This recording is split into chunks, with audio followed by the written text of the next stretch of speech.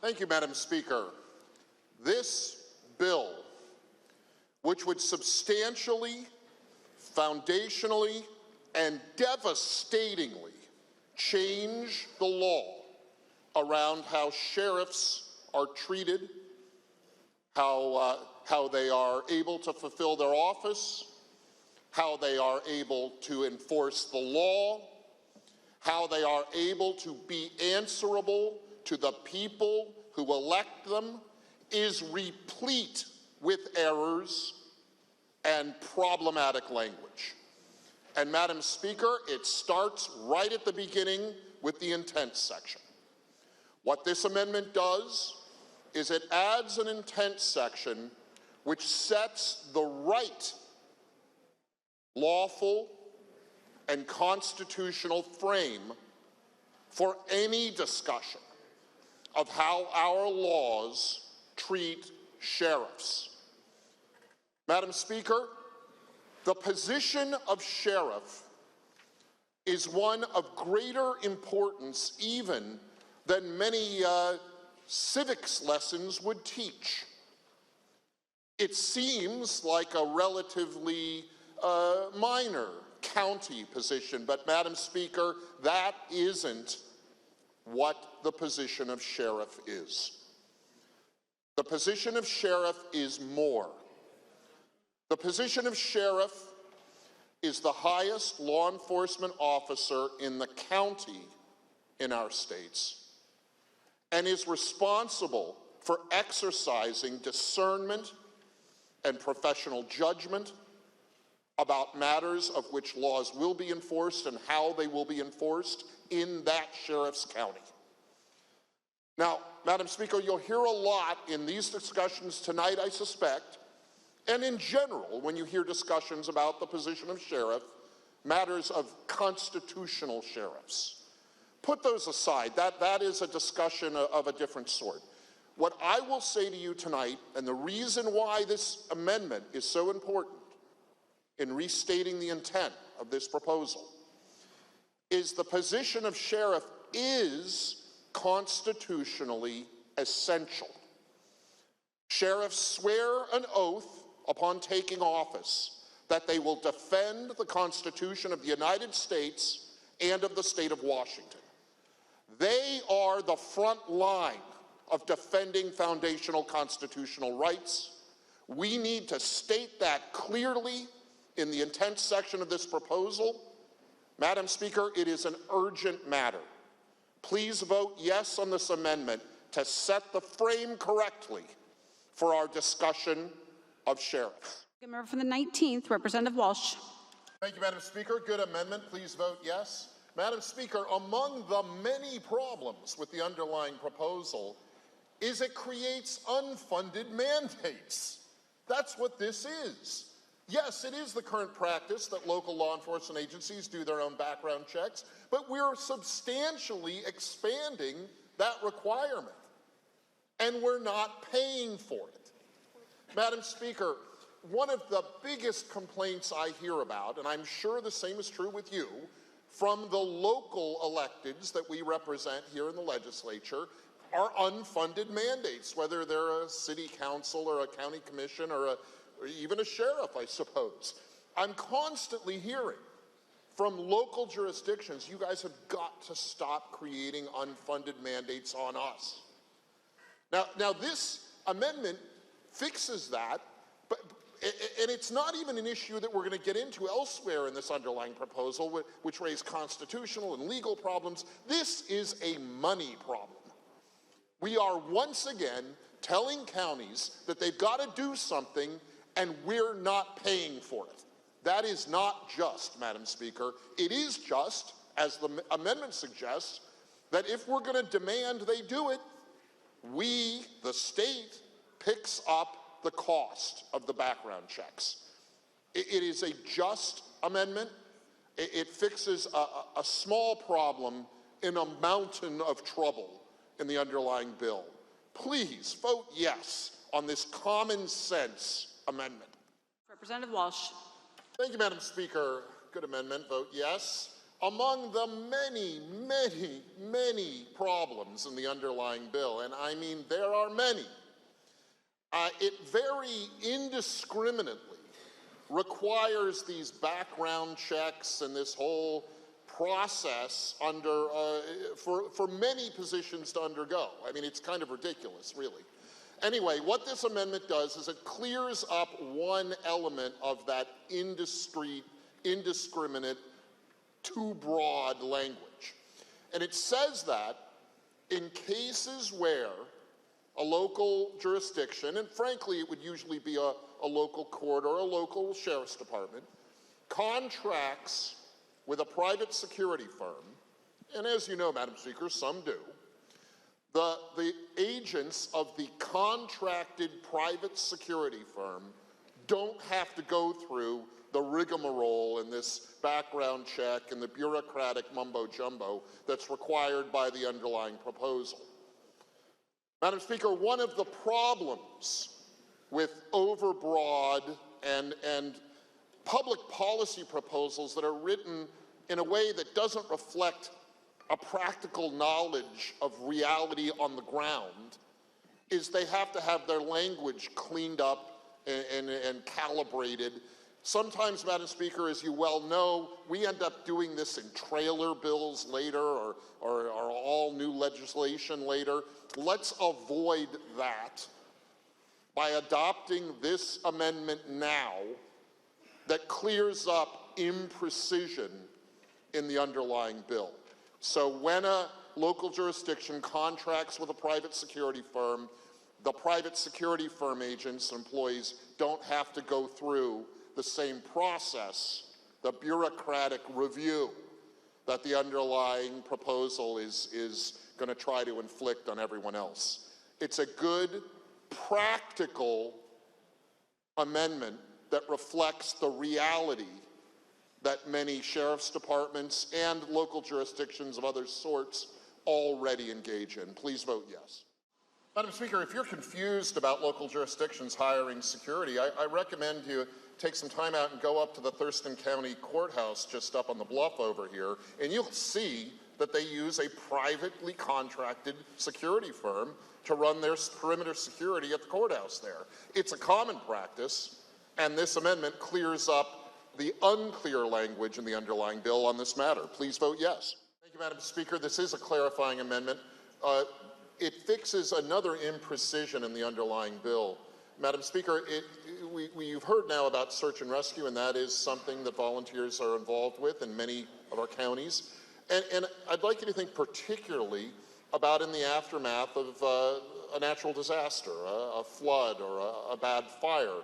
It is very common in our smaller counties for the sheriff's department or other departments of the county to work with volunteer forces of various sorts. Sometimes they are deputized, sometimes they are a limited jurisdiction officer, but sometimes they're just volunteers. And in the imprecision of the underlying bill, such volunteers helping out to deal with a wildfire in the area, to deal with a flooded river in the area, who are essential in smaller counties to helping defray the damage of a natural disaster would be prohibited, if you can imagine that. So the amendment fixes this. It clarifies that the local jurisdictions can use their best judgment and their best practices and their standard practices to make sure that volunteers who are put into an official capacity are in fact trained and qualified, but it doesn't require them to go through the bureaucratic morass that the underlying bill envisions. This is important. It's an important clarification to smaller counties that have to be nimble and flexible when they're dealing with wildfires, floods, other kinds of disasters. It's not just fancy search and rescue. Sometimes it's simple stuff, but these volunteers are a necessary part of the local county or sheriff's department's reactions. Please vote yes on the amendment. It is practical. And Madam Speaker, one of the problems we see with the underlying bill without these amendments is it's just not practical. It's not grounded in the reality of law enforcement and emergency response and other essential functions of county governments and local governments. Please vote yes on the amendment. Thank you, Madam Speaker. Good amendment. Please vote yes. Madam Speaker, the underlying bill is imprecise about how volunteers and others might carry firearms and other tools. The underlying bill is imprecise about how volunteers and others might carry data. This is another clarifying amendment, and there are more to come because the language of the underlying bill is imprecise and reflects, in my opinion, a lack of practical experience with how local jurisdictions, including sheriff's departments, and volunteers of various sorts operate. This amendment reflects the practical reality of how things work. Please vote yes. Thank you, Mr. Speaker. Good amendment. Please vote yes. It strengthens a better approach to the underlying policy than the special exception you've heard about. Mr. Speaker, Pacific County is part of the 19th District. And when this proposal was first made public, I heard from a lot of unhappy people in Pacific County. I in fact didn't hear from the sheriff himself about this proposal, at least not at that point. But I heard from the people in Pacific County who had elected that young man to be sheriff. And they elected him knowing that he was relatively young and relatively new to law enforcement. And what they were angry about, Mr. Speaker, was they felt that their choice for their sheriff was being infringed upon and impugned by the language of the proposal. Now, it is true that a special exception has been made in the underlying proposal to allow the sheriff of Pacific County to stay in place. But that doesn't really satisfy the anger and frustration that I heard from the people of Pacific County, because they were concerned about the proposal being used to unseat incumbent current sheriffs, specifically theirs. So what this amendment does, better than the special exception in the striker, is broadly says that the imprecise and overbroad and in some cases vaguely worded language of the underlying proposal cannot be used or interpreted or gimcracked to get rid of a sitting sheriff. You've heard already that there are other sitting sheriffs outside of Pacific County who are concerned, and their constituents are concerned, that the language of the underlying proposal would be interpreted in a way to remove their sitting sheriff. So it's more than just Pacific County. The amendment clarifies and strengthens the good premise that we shouldn't allow a poorly written piece of legislation to unseat a current sheriff. Please vote yes. Thank you, Mr. Speaker. Good amendment. Vote yes. Mr. Speaker, this amendment is not too narrow. The underlying language is too broad. Mr. Speaker, this amendment not only requires that a final felony be the grounds for decertification of an elected sheriff, or other officials perhaps, but let's talk about the sheriffs, abrogating the will of the people of that county. Mr. Speaker, I think for a commission of unelected bureaucrats to abrogate the will of the voters of a county, it better be a very high standard. And the other important language in this amendment, Mr. Speaker, and the reason why it's an important remedy to inadequacy and trouble in the underlying striking amendment is the direct connection to the job, to the duties of the job. The risk in the overbroad language in the underlying proposal is that just about anything, either directly connected to the work or not, could be dredged up as a reason to decertify a sheriff elected by the people of the county. Now, you've heard the name Keith Swank mentioned several times on the floor already, but let's look at that example.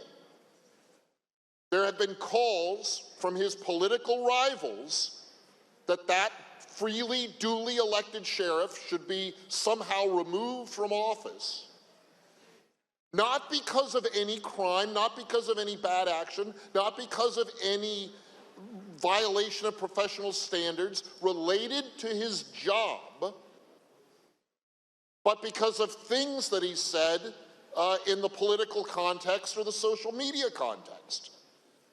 Now, you can say that that is grounds for an elected sheriff to be unelected at the next election cycle, saying things intemperate on social media. Okay, fine. But that's for the people of the county to decide. In the underlying proposal, again, a commission of unelected bureaucrats can decertify a sheriff. So it's not that this language of this amendment is too narrow, it's that the underlying proposal is too broad.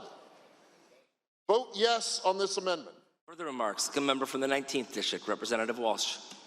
Thank you, Mr. Speaker. Good amendment. Please vote yes. The con argument to this amendment misses the point.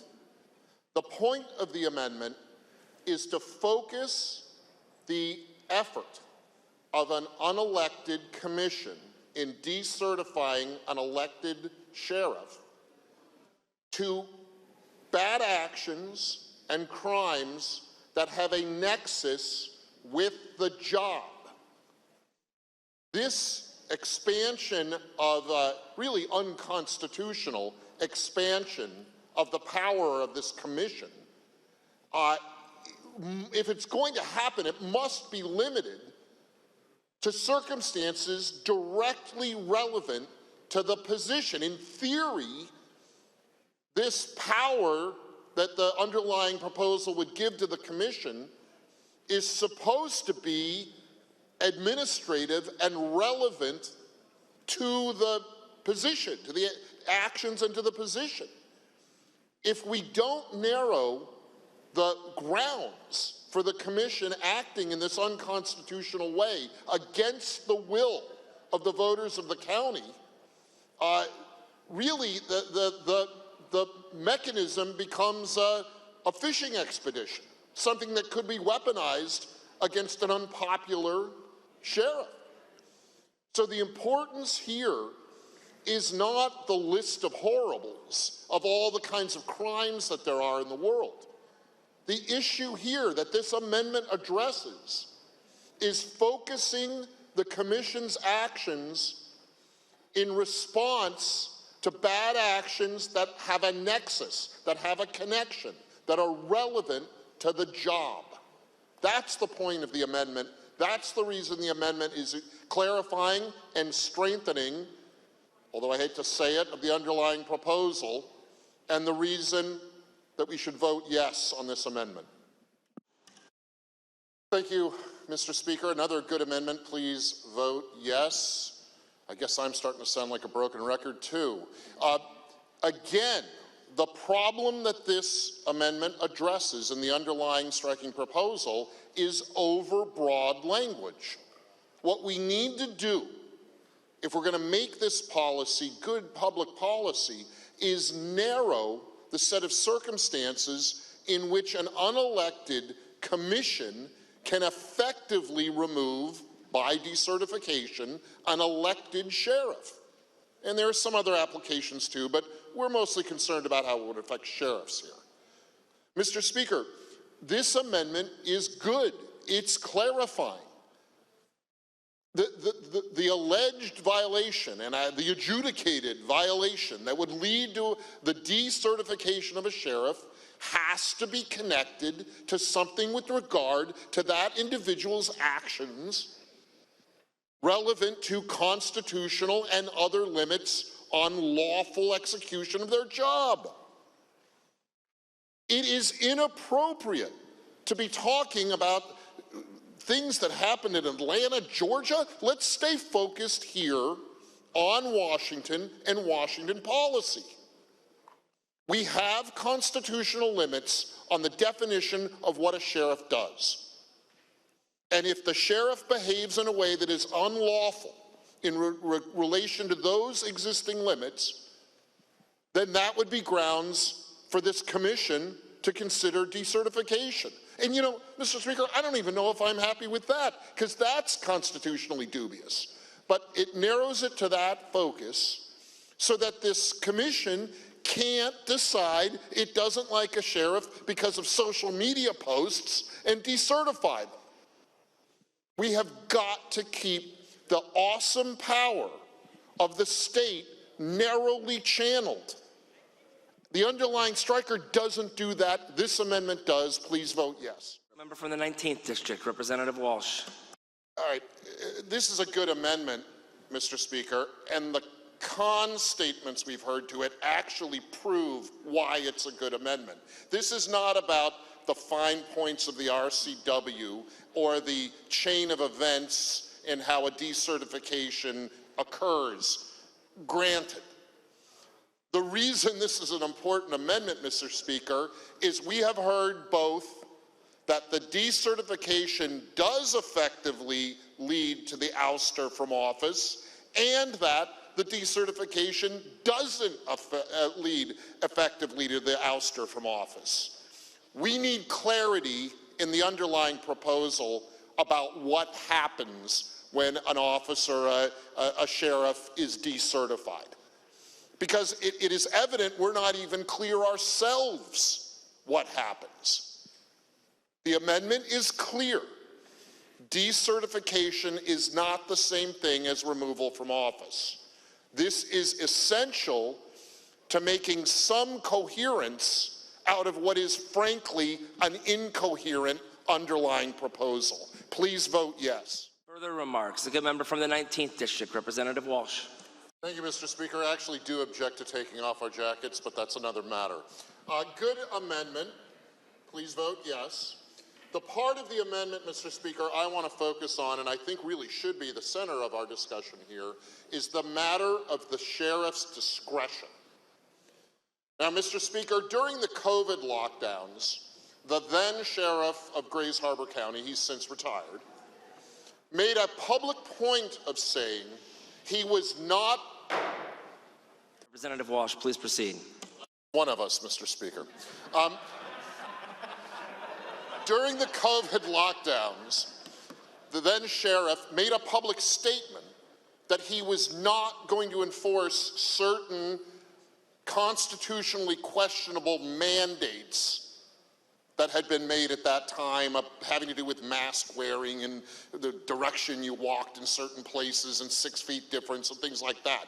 And he took some criticism for making that statement, but more of the people of that county applauded his statement because they found it was the right exercise of his discretion in the matter of whether he would enforce, that is, arrest someone for not wearing a mask or not being 6 feet apart or these various things. Now, you can agree or disagree with what that sheriff said at that time, but that is what I believe was a proper exercise of his professional discretion, reflecting the local values of that county in a way that ultimately didn't hurt the trust in his office, it raised the trust in his office.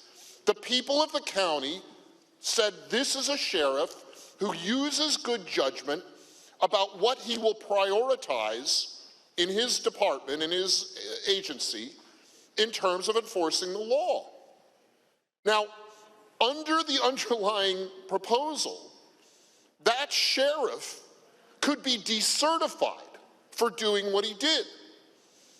And that's not what we want.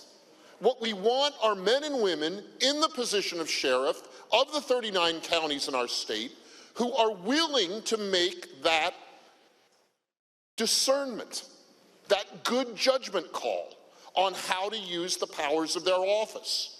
So this amendment makes it clear that a sheriff using his or her discretion and how they'll enforce the law does not constitute the kind of bad action that this bureaucratic commission could use as the basis for decertification. It's a very good amendment. It's an important one. Please vote yes. Mr. Speaker.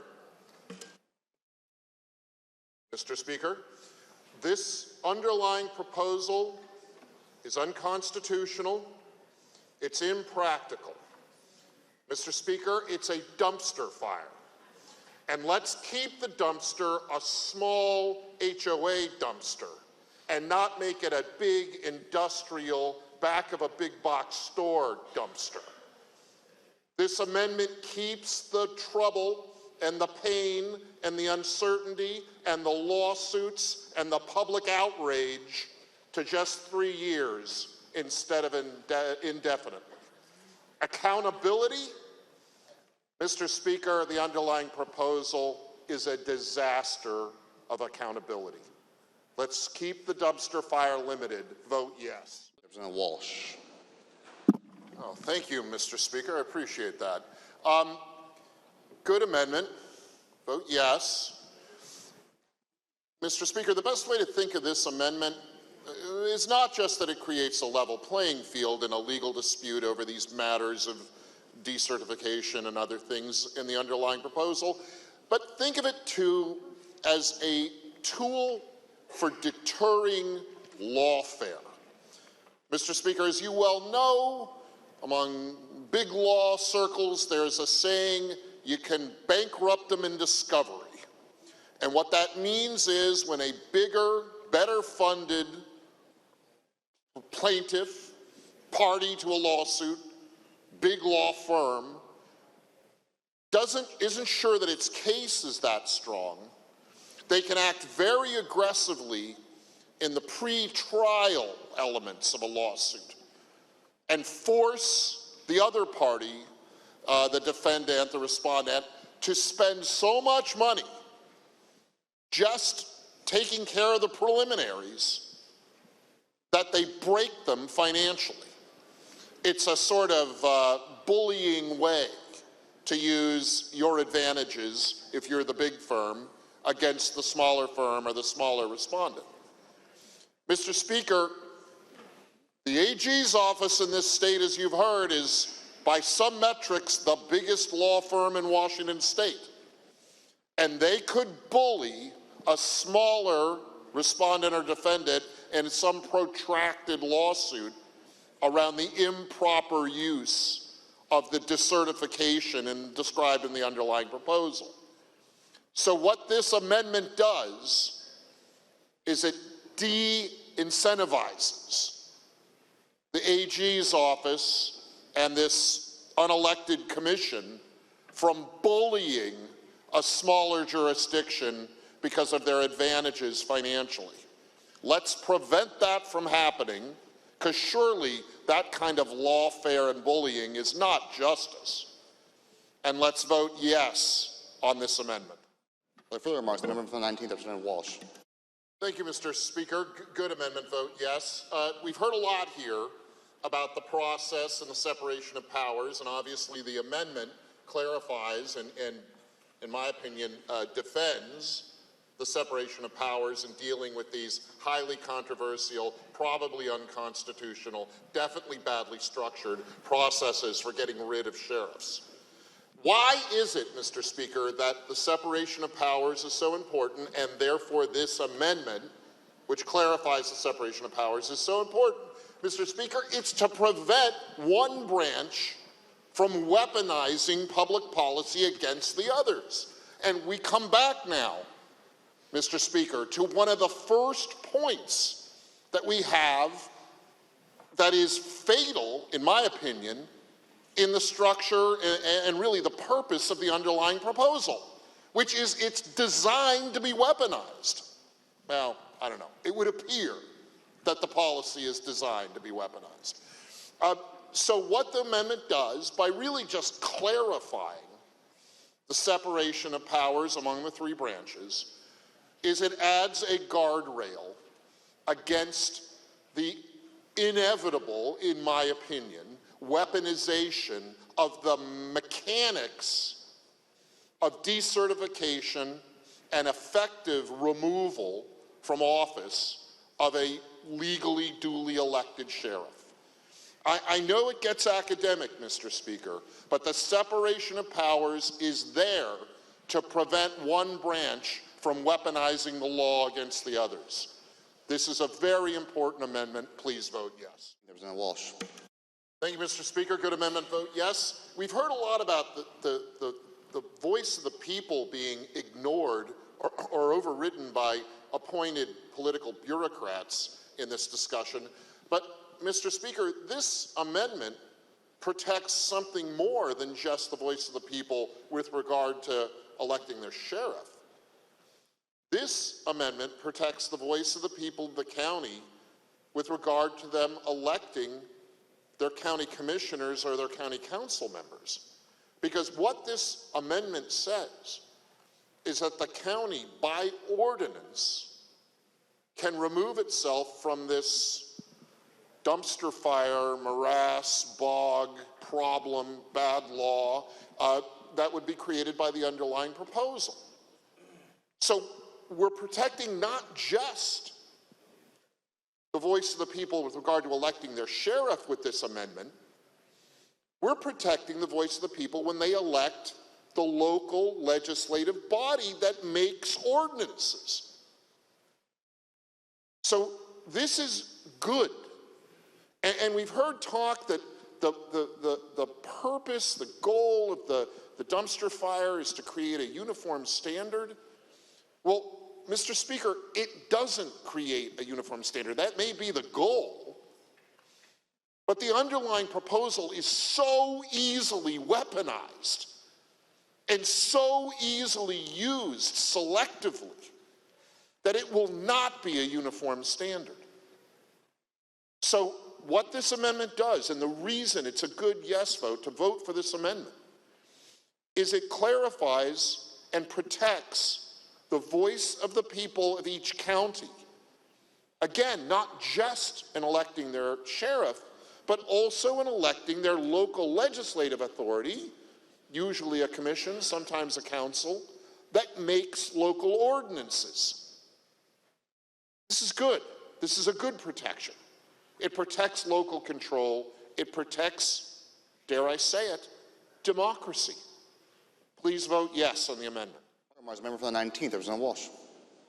Thank you, Mr. Speaker. Good amendment, vote yes. Mr. Speaker, I want to talk for a minute about some of the due process rights that a sheriff can expect, especially with the historical reference to the 14th Amendment to the U.S. Constitution, which provides some of those due process rights, particularly in some cases to sheriffs. Mr. Speaker, as you well know, the 14th Amendment was passed after the Civil War during the Reconstruction period of our nation's history. And I want to say for clarity, Washington was not a state then, so we had no part of what was going on when the 14th Amendment was ratified. But our country did, our nation did, and when the 14th was ratified, one of the several things that it was designed to protect against, and you're going to like this, Mr. Speaker, it's very relevant, was state governments selectively persecuting sheriffs, primarily in the Deep South, where the sheriffs were doing the right thing and protecting the rights of newly freed citizens.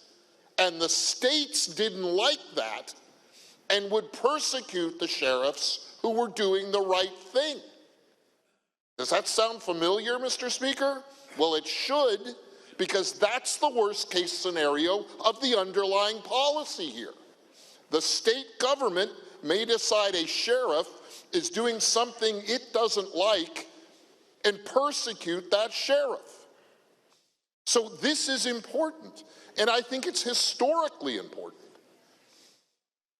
This amendment very profoundly reminds us that the reason that sheriffs are given clear due process rights is to prevent exactly the kind of weaponization that I am concerned would be enabled by the underlying policy here.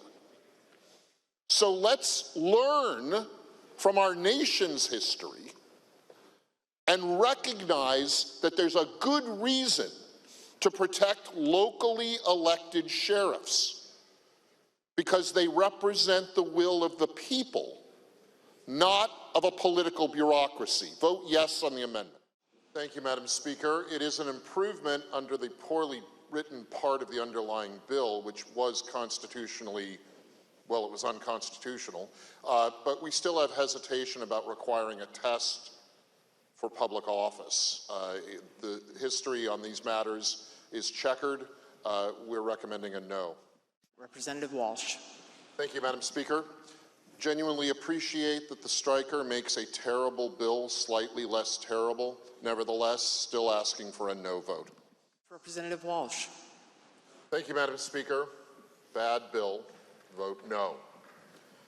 Madam Speaker, as I mentioned earlier in our discussion about this proposal, it is replete with problems. It involves constitutional problems. It involves conflict with existing statute. It involves strange interactions with local ordinances and local government functions. Madam Speaker, I'll just mention a couple of the problems in the bill. One is it requires a test before a person can run for public office. That has a repugnant history in this nation. It gets rid of language that requires separate quarters in prisons for men and women. A strange bit that we haven't discussed much that I think had to do with trying to restructure language around an antiquated notion of a prison matron. Understandable that there'd be some desire to restate that rhetoric, that language, but it swept in a more substantive change. But ultimately, Madam Speaker, the reason that this is a bad bill and you should vote no is it abrogates the voice of the people of the counties, most of whom, 38 out of 39 of whom, elect their sheriffs directly. As we've mentioned in our discussion, it also undermines the people's voice for the local legislative bodies. But the real focus, Madam Speaker, is on the sheriffs. And sheriffs hold a unique role in our civil society. They are law enforcement officers, yes, but they are also leaders in their counties who do set the tone and reflect the tone of local values. A critical part of being a good sheriff is having the judgment, the discernment, the discretion to reflect local values. And this proposal destroys that. Please vote no.